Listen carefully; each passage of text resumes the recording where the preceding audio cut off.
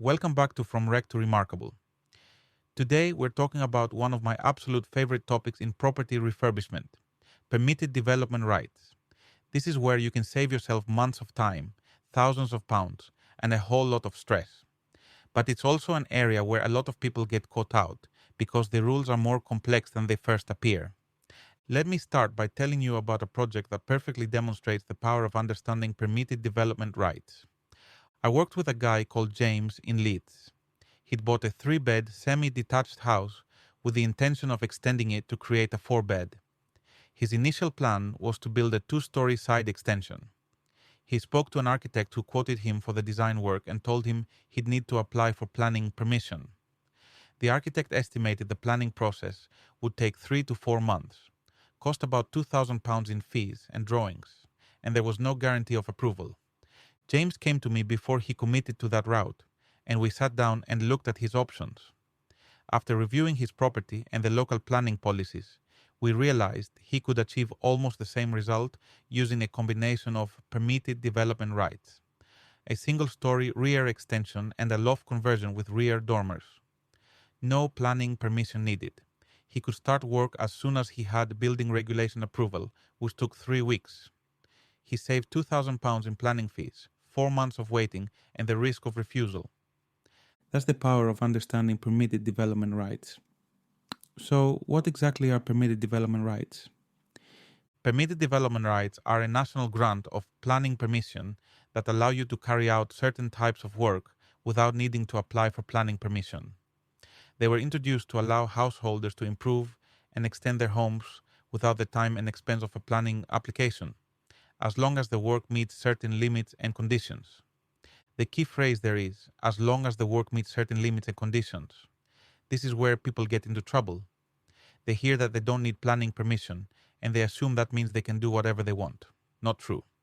Permitted development rights come with very specific rules about size, height, materials, and location.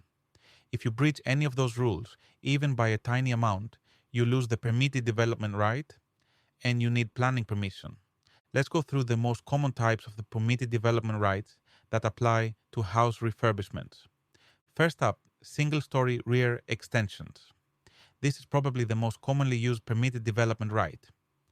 For a detached house, you can build a single-story rear extension up to 8 meters deep from the original rear wall. For a semi-detached or terraced house, the limit is 6 meters. But there are conditions. The extension can't be higher than 4 meters at the highest point. The eaves can't be higher than 3 meters. If it's within 2 meters of a boundary, the height can't exceed 2.5 meters. The extension can't cover more than 50% of the total area of land around the original house. And you can't use permitted development for extensions on designated land, which includes national parks, areas of outstanding natural beauty, and conservation areas, though there are some exceptions. There's also something called the neighbor consultation scheme for larger rear extensions. If your extension is between 4 and 8 meters deep for a detached house, or between 4 and 6 meters deep for a semi or terrace, you need to notify your neighbors. They have 21 days to object. If they do object, the council will decide whether the impact is acceptable. This isn't full planning permission, but it's an extra step you need to be aware of. Second, loft conversions. You can convert your loft under permitted development as long as you follow the rules. The additional volume created by the loft conversion can't exceed 40 cubic meters for a terraced house or 50 cubic meters for a detached or semi-detached house. Any new windows on the roof slope must be at least 1.7 meters above the floor.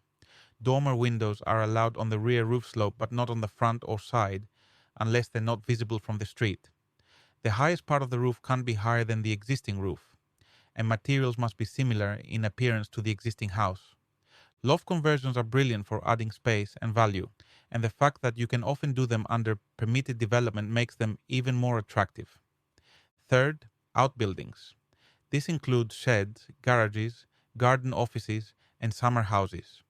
You can build outbuildings under permitted development as long as they're not forward of the principal elevation, which means not in front of the main face of the house. They can't cover more than 50% of the total garden area. If they're within 2 meters of a boundary, the maximum height is 2.5 meters. Otherwise, the maximum height is 4 meters for a flat roof or 3 meters for a pitched roof if it's within 2 meters of a boundary.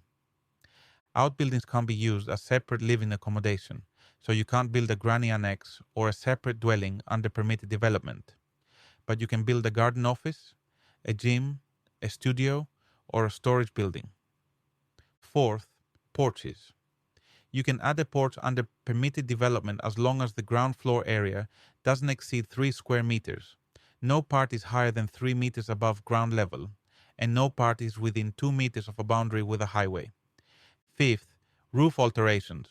You can re-roof your house, add roof lights, and make other alterations to the roof under permitted development, as long as the alterations don't decrease the height of the roof and materials are similar in appearance to the existing roof. 6. Windows and doors. You can generally replace or add windows and doors under permitted development, though there are restrictions if you're creating a new opening on a side elevation above ground floor level, as this could cause overlooking issues. Now, those are the main permitted development rights, but here's where it gets more complicated. There are several situations where permitted development rights are restricted or removed entirely. First, Article 4 directions. A local planning authority can introduce an Article 4 direction to remove permitted development rights in a specific area. This is usually done to protect the character of an area. For example, a street of Victorian terraces, where the council wants to preserve the uniformity of the street scene, might have an Article 4 direction removing permitted development rights for things like front extensions, porches, or changing windows and doors. Article 4 directions are quite common in certain areas, particularly in London and other historic cities. You need to check with your local planning authority whether your property is subject to an Article 4 direction.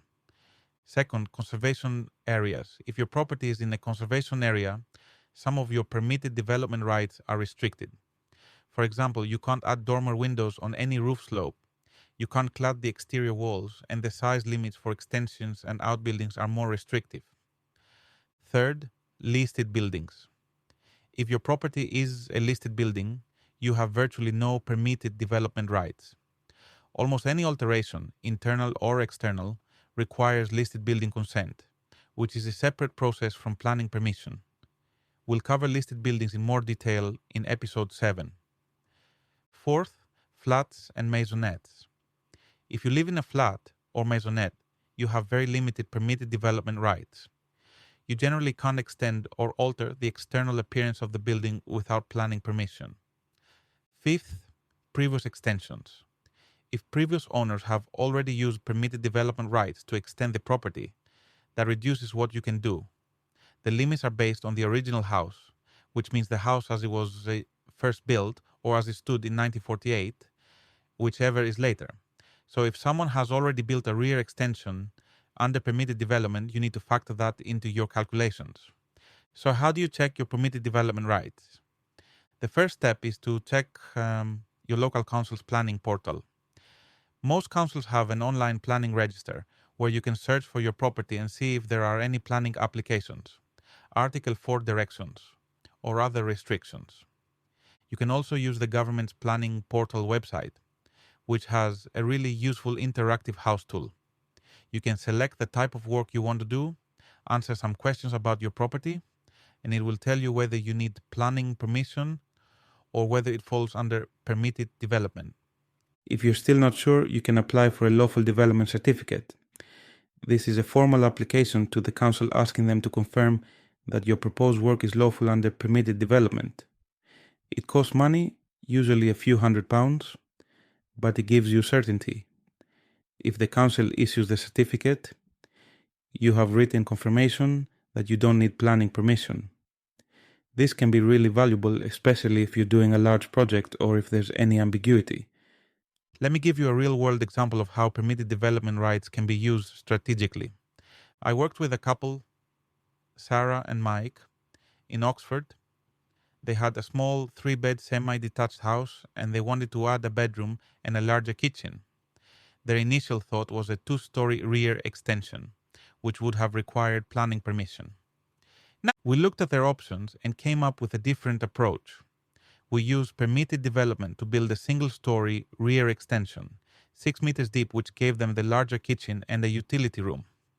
Then we converted the loft under permitted development, adding rear dormers, which gave them an extra bedroom and an in-suite. The result was they got the extra space they needed. They didn't need planning permission, and they started work within a month of getting building regulations approval. If they'd gone down the planning permission route for a 2-story extension, they'd have been looking at 4 to 6 months for the planning process, a risk of refusal and higher costs. By using permitted development strategically, they save time and money. But let me also give you an example of where someone got it wrong. A guy called Mark in Brighton wanted to build a rear extension. He measured it out and calculated it was 6 meters deep, which he thought was within permitted development for his semi-detached house. He hired a builder and they started work. Halfway through the build, a planning enforcement officer turned up. Turns out Mark had measured from the wrong point. He'd measured from the current rear wall, but there had been a small previous extension that he didn't know about. When measured from the original rear wall, his extension was actually 7 meters deep, which exceeded the permitted development limit. The council issued an enforcement notice. Mark had to apply for retrospective planning permission, which was refused because the extension was too large and caused overlooking to the neighbor's garden. He had to reduce the size of the extension, which meant demolishing part of what he already built. It cost him an extra £15,000 and 6 months of stress. The lesson? Measure carefully, check the history of the property, and when in doubt, get professional advice or apply for a lawful development certificate. Here are my top tips for using permitted development rights effectively. 1. Always check the planning history of your property. Look for previous extensions or alterations that might have used up some of your permitted development allowance. 2. Measure accurately. The limits are strict, and even being a few centimeters over can mean you need planning permission. 3. Check for Article 4 directions, conservation area restrictions, and any other local constraints. 4. Remember that permitted development only relates to planning permission. You still need building regulations approval for the actual construction work. 5. If you're doing anything close to the limits, consider getting a lawful development certificate for peace of mind. 6. Take photos and keep records before you start work. This can be useful if there's ever a question about what was there originally. And 7. If you're in any doubt, get professional advice. An architect, planning consultant, or even a call to your local planning department can save you from expensive mistakes. In the full course, there's an action step for this lesson, where I get students to check their own property on their local council's planning portal. It's a really practical exercise that helps you understand what's possible on your specific property. You look up the planning history, check for any restrictions, and start to get a feel for what you can do under permitted development. Let me share one more story that shows the value of understanding these rights. I had a student, Priya, who was looking to buy an investment property in Manchester. She found a 3-bed terrace that was priced well below market value. Most buyers were put off because the house was small and there wasn't much space to extend. The rear garden was only about 6 meters deep, and there were terraced houses backing onto it, so a large extension seemed impossible. But Priya had done this course. She knew about permitted development rights. She realized she could build a 6-meter rear extension under permitted development, which would take the house right to the back boundary. Yes, it would use up most of the garden, but it would add a huge amount of internal space. She could also convert the loft with rear dormers, adding another bedroom. She bought the house, did the extension and loft conversion under permitted development, and turned it into a 5-bed house. The whole project took 6 months from purchase to completion. She sold it for a profit of £85,000. None of that would have been possible if she hadn't understood permitted development rights. That's the kind of opportunity that opens up when you really understand this stuff.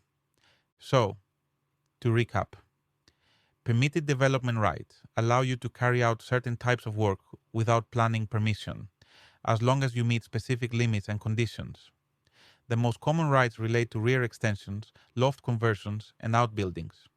But there are restrictions in conservation areas and on listed buildings, for flats, and where Article 4 directions apply. Always check your specific property. Measure carefully. And remember, you still need building regulations approval. In the next episode, we're going to look at when you do need planning permission. What types of work require a full planning application, what the process involves, how long it takes, and how to maximize your chances of approval. We'll also talk about dealing with neighbor objections, because that's a reality you need to be prepared for. Your action step for this episode is to check your property on your local council's planning portal. Look up the planning history, see if there are any restrictions like Article 4 directions or conservation. Area status, and start to get a sense of what you can do under permitted development. If you're serious about a project, this is time very well spent. Thanks for listening. I'll see you in the next episode where we tackle the planning permission process.